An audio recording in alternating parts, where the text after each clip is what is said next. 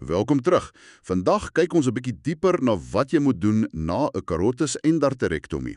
Jy weet, daai prosedure om die hoofslagaar in jou nek skoon te maak. Ja, dis nogal 'n belangrike een. Ons gebruik die protokol wat jy vir ons gegee het. Die idee is om die kernpunte uit te lig vir jou, vir 'n goeie herstel en wel langtermyngesondheid. Presies. Ons gaan kyk na die goed direk na die operasie, dinge soos rus, genoeg water drink, hoe om die wond te versorg, daai tipe ding. En medikasie, natuurlik. Ja, medikasie. En dan kyk ons na die langer prentjie, soos oefening, gewig en ophou rook. Goed, kom ons begin sommer heel voor. Rus. Die protokol sê duidelik, vat dit rustig. Geen swaar werk nie. Dit klink eenvoudig, maar dis regtig die basis. Jou liggaam het daai tyd nodig. En dan hydrasie, water drink. Ja, absoluut krities.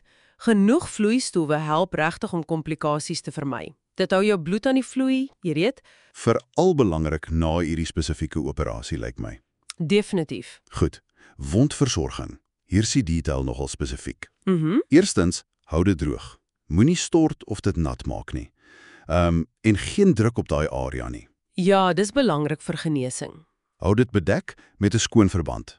En daai verband moet elke 3 tot 5 dae vervang word. Maar Ja, hier's die maar. As daai verband vinniger nat word of deurdrenk raak, dan moet jy dadelik vervang en die dokter se spreekkamer bel. Dis nie iets om mee te wag nie. nee, glad nie. Dit kan dui op wel iets wat aandag nodig het. Presies.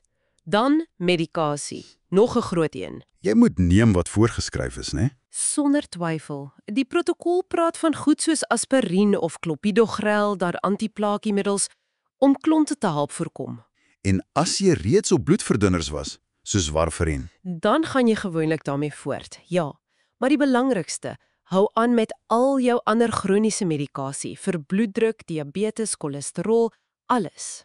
hoekom is dit so belangrik juis nou? Daai ander medikasie. Wel, jy wil hê jou hele stelsel moet stabiel wees. As jou bloeddruk die hoogte inskiet of jou suiker is buite beheer, maak dit die herstel net moeiliker. Dit verhoog die risiko. Ek sien, dit maak sin. Alles werk saam. Ja. En noodgevalle. Die protokol is baie duidelik hieroor.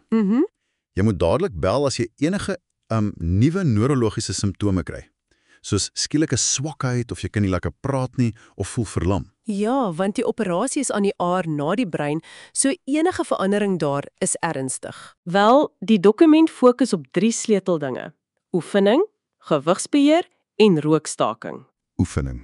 Dit sê daagliks. Dis nogal 'n groot een. Stap, fietsry, swem. Ja, veral goed wat die kuitspiere werk en sirkulasie bevorder. Maar dis belangrik jy begin rustig, né? Ja, dit sê hier 'n volle, intense oefenprogram eers na so 4 weke. Presies. Gee jou liggaam kans. Dan gewigsbeheer.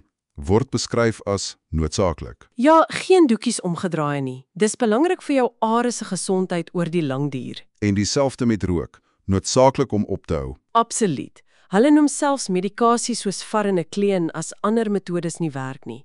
Dit wys jou net hoe krities dit is. Dis 'n sterk boodskap. Definitief. En net om weer te sê daai finale waarskuwing.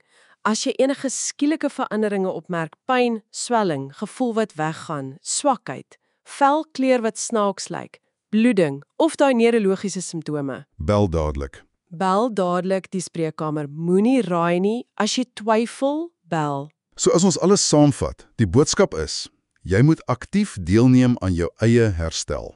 Ja. Sorg vir jouself direk na die tyd. Rus, water, wond, medikasie. En dan is dit die langtermyn goed wat die verskil maak. Oefening, gewig en absoluut geen rook nie. Dis die pad vorentoe. En dit laat my dink, nou dat jy hierdie riglyne so in detail verstaan vir hierdie spesifieke ding, hoe kan jy dalk hierdie soort ingeligtheid gebruik in ander gesprekke met jou dokters? Jy meen verander prosedures of sommer net jou algemene gesondheid? Ja, presies. Hoe bemagtig hierdie vlak van begrip jou om meer proaktief te wees in jou eie sorg? Dis iets om oor te dink. Interessante gedagte. Dankie dat jy vandag saam met ons hierdeur gewerk het.